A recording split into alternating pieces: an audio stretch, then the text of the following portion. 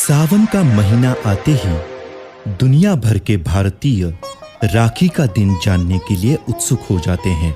कोई भी रिश्तेदारी ना होने के बावजूद भी राखी से भाई बहन का बंधन निभाने का मौका मिलता है। राखी का इतिहास तो हमें महाभारत के युग से देखने को मिलता है। भगवान श्री कृष्ण को श्रुतदेवी नाम की एक चाची थी। उसने शिशुपाल नामक एक विकृत बच्चे को जन्म दिया था।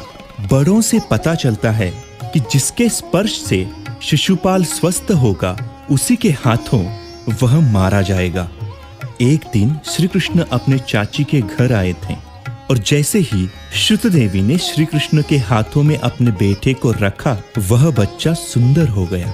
माना कि श्रुतदेवी यह बदलाव देखकर खुश हो गई, लेकिन उसकी मौत श्री कृष्ण के हाथों होने की संभावना से वह विचलित हो गई। वह भगवान श्री कृष्ण से प्रार्थना करने लगी। भले ही शिशुपाल कोई गलती कर बैठे, लेकिन उसको श्री कृष्ण के हाथों सजा नहीं मिलनी चाहिए। तो भगवान श्री कृष्ण ने उससे वादा किया कि मैं उसकी गलतियों को माफ कर दूंगा, लेकिन वह अगर 100 से ज्यादा गलतियां कर बैठेगा तो मैं उसको जरूर सजा दूंगा। शिशुपाल बड़ा होकर चेदी नामक एक राज्य का राजा बन गया। वो एक राजा भी था और साथ ही साथ भगवान श्री कृष्ण का रिश्तेदार भी। लेकिन वो बहुत क्रूर राजा बन गया। अपने राज्य के लोगों को बहुत सताने लगा और बार बार भगवान श्री कृष्ण को चुनौती देने लगा। एक समय तो उसने भरी राज्यसभा में ही भगवान श्री कृष्ण की निंदा की और बस शिशुपाल ने उसी दिन 100 गलतियों की सीमा पार कर दी थी। तुरंत ही भगवान श्री कृष्ण ने अपने सुदर्शन चक्र का शिशुपाल के ऊपर प्रयोग किया। इसी तरह से बहुत चेतावनी मिलने के बाद भी शिशुपाल ने अपने गुण नहीं बदले और अंत में उसे अपनी सजा भुगतनी पड़ी। भगवान श्री कृष्ण जब क्रोध में अपने सुदर्शन चक्र को छोड़ रहे थे, उनकी उंगली में भी चोट लगी। भगवान श्री कृष्ण के आसपास के लोग उस घाव पे कुछ बांधने के लिए इधर उधर भागने लगे, लेकिन वहां पे खड़ी द्रौपदी कुछ सोचे समझे बिना अपनी साड़ी के कोने को फाड़कर भगवान श्री कृष्ण के घाव पर लपेटा। शुक्रिया प्यारी बहना, तुमने मेरे कष्ट में साथ दिया है, तो मैं भी तुम्हारे कष्ट में साथ देने का वादा करता हूँ।